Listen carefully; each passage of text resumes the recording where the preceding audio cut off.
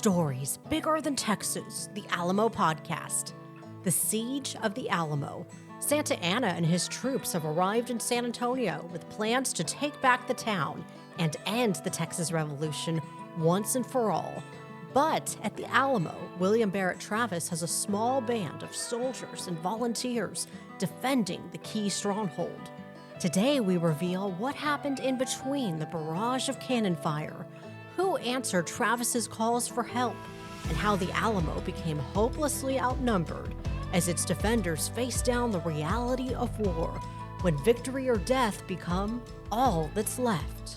I'm your host, Emily Balcom. Here to take us through the siege of the Alamo is Kolby Lanham, the Alamo senior researcher and historian.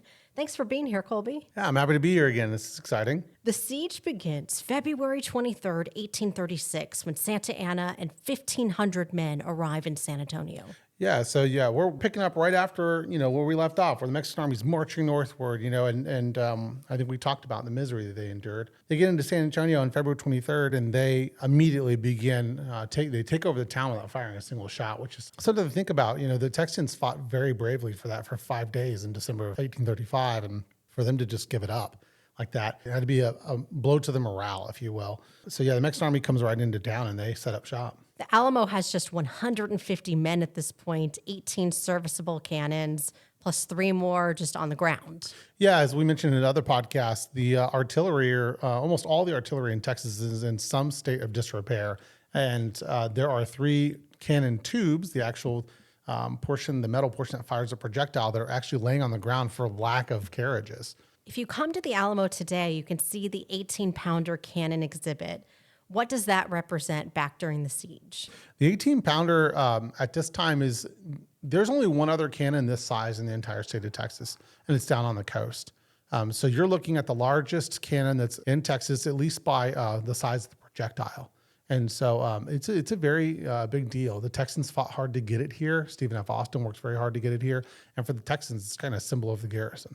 And on February 23rd, what happens with that cannon? So this is a very interesting scenario that the Texans find themselves in. The Mexican army comes into town. The Texans see this. They're held up inside the Alamo, and there's a shot fired. And we don't know which came first. The flag goes up, and then a shot is fired, or if a shot is fired, then the flag goes up. But a red flag of no quarter is raised to show the Texans that even if they were to give up their arms, they're still going to be put to the sword. That red flag raised by Santa Anna and his men at San Fernando Cathedral. That's correct. Yeah, it's for those of you who haven't been to San Antonio, first off, you need to come and see our new collection center. But if you hadn't been to San Antonio, San Fernando is about 8.5 blocks. That's about 800 yards away from the Alamo. So it's very clear what's happening. The Texans could see that flag flying over the cathedral. Day 1 of the siege, there are people here in non-combat roles, like women and children and slaves. What is daily life like for them? And is it too late for them to leave? It's actual choice. I mean, the women and children that come in here choose to come in here for the most part. You've got women who want to stick with their husbands to make sure that they're cared for, and they don't really know exactly what's going to happen to them if they're caught by the Mexican army. There's a lot of demonization of the Mexican army. Obviously, there's a lot of propaganda during this period to demonize the Mexican army and kind of portray them as animals, really. And they weren't, not to a man. There's always going to be that in a military of any size. But there are some depredations and things that happen down south, and those rumors spread north. And so the women and children, just to be safe, come with their families inside of the garrison. What is a siege exactly when we're talking about the siege of the Alamo? How many times are cannon shots fired? Yeah, so a siege in this sense militarily is a full encirclement of a fort or garrison. So while the Texans are safe inside, a relative safety inside of the Alamo fort with its high walls that are very thick and somewhat impervious to artillery fire, they are surrounded. The Mexican army is doing what we call a full envelopment of the surrounding area using cavalry and artillery to basically keep them inside of that position. And so while the Texans are somewhat safe, they are in a very precarious situation. Day 2 of the siege, February 24th. This is the day William Barret Travis writes the letter history now remembers as the Travis letter. Yeah, so this letter has become very important and a big part of who we are as Texans in the Alamo story. And That letter is one of many that Travis writes, but this one gets a lot of attention, and it is a true plea for help. Not just Texans, but all Americans in the world come to our aid. And it's sent throughout Texas, and there's kind of a myth that goes along with this, is that the only men that were that actually answered Travis's call are the 32 men from Gonzales. Yes, those men show up. Yes, those men are patriots. They're a very brave thing to do to come inside the garrison. But the letter does make its rounds, but you have to remember how information is spread during that period. And while people hear about it, it takes time to muster soldiers together, and a lot of them end up in towns like Gonzales, and they're getting ready to come. And as they start, making the move toward the Alamo, they find out it's already fallen. So it takes several days for that news to spread. Travis is in an interesting situation day 2 of the siege. He's already commanding the regular army, but now he also has to lead the volunteers as well. Yeah, and if you look at Hollywood and how it's portrayed, they portrayed Travis in the past. He's not well liked, and it's not really the case. What you've got here is that you have volunteers who don't necessarily want to follow a full-fledged member of the Texian army. So it's not that Travis is disliked; it's that they're apprehensive about that. But he does become the sole commander of the fort, and he has a big job as a 26-year-old lawyer. These men are trying to fill some very big shoes. The Travis letter is not lengthy, but he chooses his words carefully and passionately. Yeah, this is one of the things I tell people when they come visit our site. It's often that we look at people back then based off of our education as Americans today and the technology we have, that we like to look at these people and kind of look down on them and assume that they are not educated.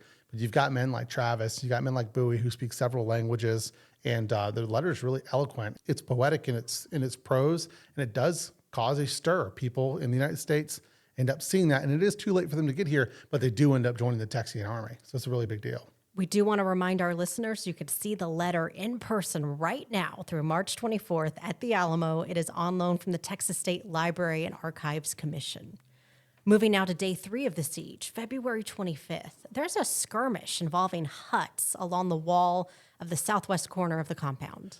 Yeah, it's important for the listeners to realize that during this time period, people still lived near the Alamo. They lived in huts around the Alamo, and they lived in the town proper. These huts would be abandoned. The people of San Antonio are no strangers to battles. They've lived through many of them. And so when they get word of what's happening, a lot of them flee, and those houses become empty and thus become emplacements for soldiers to hide behind to fire upon the garrison. Also on day 3 of the siege, Travis sends Juan Seguin with another plea for reinforcements. Yeah, so Travis is becoming more and more desperate as the days go by. He is hoping for a long siege that will be relieved by a portion of Texans who come to his aid. We know now, obviously hindsight, that it's going to last 12 days, but Travis doesn't know that. So he's taking every opportunity he can to try to get help to relieve the garrison. Another interesting note about day 3 of the siege, it's Gregorio Esparza's birthday. All of this is happening, but we still have birthdays. Yeah, this is the human side of it. Right? These people are still human beings. They celebrated their birthdays. They celebrate Christmas, during after the Battle of Bihar. This is the human side of it that sometimes we neglect when we talk about the Alamo story. This man had a birthday, and several other defenders also celebrate their birthdays. Day 4 of the siege, February 26. Travis's calls for reinforcements have concerned Texas, particularly people in Goliad. Yeah, these calls going out asking for help, there's not a lot of men that have mustered. There's kind of a myth that goes along that Travis and Bowie are holding out at the Alamo so that Houston can gather time to bring this army together. Well, when the Alamo falls, Houston has just a handful of men with him. But the men at Goliad under Fannin would be one of the only places that could really come to Travis's aid. He has about 300 men there, and they're trying to get to the Alamo. Yeah, James Walker Fannin, he is one of the individuals of the Revolution that gets a lot of criticism. Part of it is just, but I think a large part of it is ill-placed. He's being pushed and pulled with orders. He gets several letters, even one day, telling him to do different things. He does try to come and relieve the Alamo. It's only a 90-mile ride from Goliad to Presidio La Bahia. But as they move, they have the same issues you would have had trying to move artillery. The wagons break down, the animals might not be in good health, and so they're forced to turn around. Day 5 of the siege, February 27th. Mexican troops cut off water to the Acequia.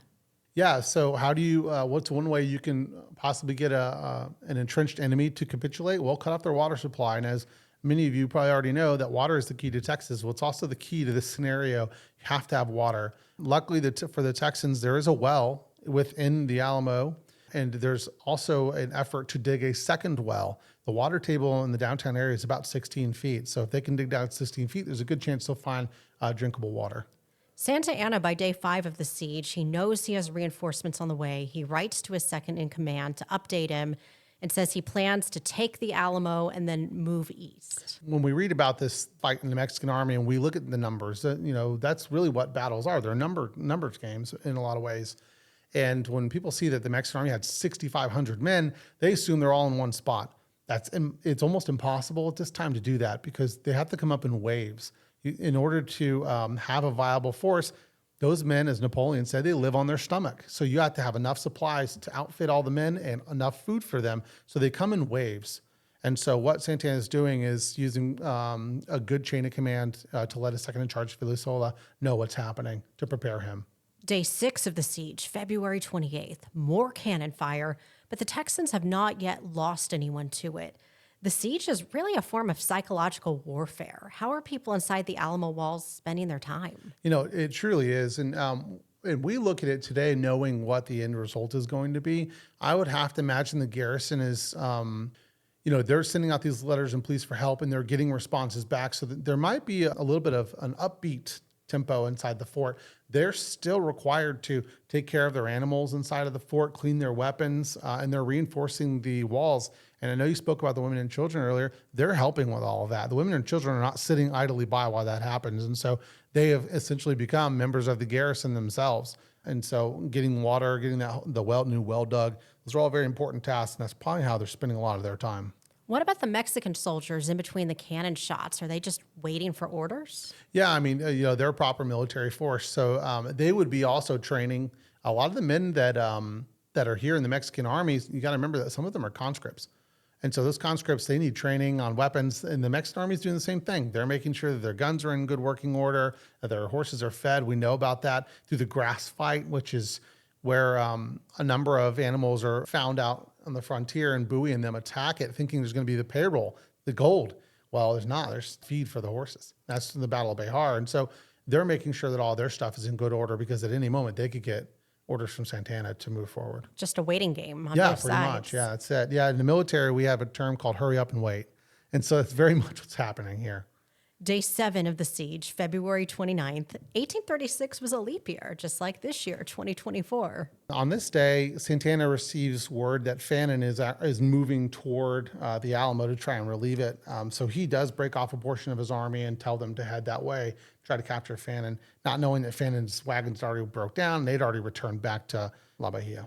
And there is a little bit of confusion in the historical record that Santa Anna and Travis may have arranged a temporary agreement to allow townspeople trapped in the Alamo to leave. There are several sources that point toward that there is a ceasefire to allow civilians to escape. I mentioned the demonizing of the Mexican army. Well, it happens too. The Texans are called pirates and things of that nature. A lot of propaganda going back and forth, but it's very obvious that the Mexican army is not here to hurt women and children, and neither are the Texans. So trying to get those civilians out is important. It's also important to note that even during that time, while some of them left, there's a lot of women and children who chose to stay anyway.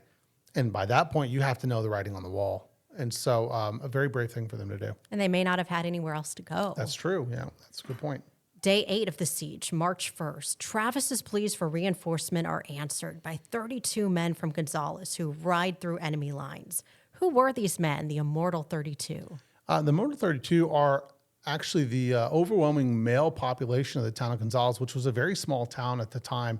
I don't know the exact number, but there are only a handful of families there. And if you imagine, let's say there's only 40 to 50 families and 32 men show up, that's a big portion of that town. Among them is going to be the youngest Alamo defender, William P. King, and he takes his father's place. He's a 15-year-old kid. Today we call him a kid. He's a man back then, but he takes his place. His father had a wife and three daughters to take care of. And so William goes and fights in his place. The group also includes John W. Smith, who acts as a guide. Yeah, so John W. Smith is a courier, a very brave thing to do, weaving it out of the Mexican army lines to try and get help. These couriers, you look at it and you say, well, some of them survive, like Samuel Maverick, and others, okay, they do, but they're risking their lives by leaving the garrison. They're leaving the relative safety of those walls to go and try and get help. And a bit of a side note, a document from John W. Smith is actually the first artifact in Phil Collins's collection. That's right. Yeah, it's a saddle receipt. It's one of the first things he ever receives, and that kind of starts his collection. On display right now in the documents room at the Ralston Family Collection Center. Also on day 8, a cold front arrives. Temperatures are hovering around freezing. Yeah, this is very typical. If you've ever been down in South Texas, the weather's going to kind of undulate, so it goes, you have a high and you have a low, it dips, and you just never really know what the temperature is going to do. We know through a diary by a man by the name of William Fairfax Gray that when the Alamo falls, he says it's a nice day and it's shirt sleeve weather. So apparently cold front rolls in, it's very chilly, and then by the next or the following days, it's warmed up a little bit. So the men, if you didn't have a coat, you kind of just hold it out and hope the temperature rises again. Day 9 of the siege, March 2nd, a day we now remember as Texas Independence Day. Yeah, it's a very big deal. And this is another one of the things that isn't really talked about all that much, but there was a little bit of a myth or a legend that the Texians didn't know that Texas had declared its independence. We know that to be false. We know that Travis says, and I'll read this, let the convention go and make a declaration of independence, and we will then understand, and the world will understand that we will, what we are fighting for. If independence is not declared, I shall lay down my arms, and so will the men under my command. So Travis sends 2 men, Jesse Badgett and Samuel Maverick, to the convention, and they vote in favor. Now, they don't realize, and they probably never know, that it's been declared, and of course, they'll never know that it's achieved. What does that Declaration of Independence written at Washington on the Brazos say? Up to this point, there had been a movement to simply get Santa Anna out of power and reinstate the 1824 Constitution. People wanted their rights back, and Texas did not want to be part of its neighboring state, Coahuila. It wanted to just be Texas by itself, a part of Mexico, a northern state. This new Declaration of Independence is basically saying that we want autonomy, we want freedom, and we're willing to fight for that. March 2nd also happens to be Sam Houston's birthday. To your point, regular life goes on. Yeah, absolutely. And I often wondered how Sam Houston felt about that. I don't know if there's a record that exists that talks about it, but that had to have been a pretty neat thing for him. Day 10 of the siege, March 3rd, Travis sends his last round of letters from the Alamo. What did they say? They're basically, again, a plea for help, but one of them does go to a friend of his talking about taking care of Travis's young son. That is very poignant, and it really does drive home a point of he sees the writing on the wall. They know what's going to happen. And the men have said in different letters, like James Bowie, I'd rather die in the ditches of the Alamo than give it up to the enemy. So that's what they're going to do. He also writes to the convention president saying he still hopes for help, but if none comes, he will do the best he can. That's exactly right. Travis talks about in the Travis letter, doing his soldierly duty, doing what is asked of him as a soldier, and he's willing to die if that's the case. Also on March 3rd, James Butler Bonham returns to the Alamo. Yeah, so James Butler Bonham leaves us a number of times to try and get help and returns back with a letter, and it's basically saying, hold out, that help is coming. Unfortunately, that help never arrives for the garrison. We know that, but for them, it might be a beacon of hope. Yeah, exactly right. So this maybe brings a huge boost to morale within the garrison. Meantime, on March 3rd, 1,100 Mexican soldiers arrive, bringing the total to 2,500. That's more than a 10-to-1 ratio. Yeah, and again, to remember that the Alamo, it's hard to see it today, but if you removed all the buildings in the downtown area between San Fernando Cathedral and the Alamo, what you would see is that the Alamo is kind of a city on a hill, and it sits about 16 feet higher than San Fernando. So for the Texans, they're up on the walls looking for possible reinforcements. They're men who would be trying to ride into the garrison, and they're watching these Mexican soldiers pour into the town, and it has to be a little bit disheartening. Day 11 of the siege, March 4th. The Texas side is mostly quiet, but the Mexican side is gearing up. Yeah, so again, the Texans are watching all of this happen. They know something's taking place. There's no way that the Mexican army is making all these movements, getting artillery ready, getting their men ready, without the Texans taking note of that. Santa Anna calls his officers together for a council of war at the Mexican Army headquarters at San Fernando. What do they talk about? So they're talking about how to attack, where to attack, and basically how that's going to unfold. And it isn't until March 5th that they really issue battle orders, which we have a copy. Day here. 12 of the siege, March 5th.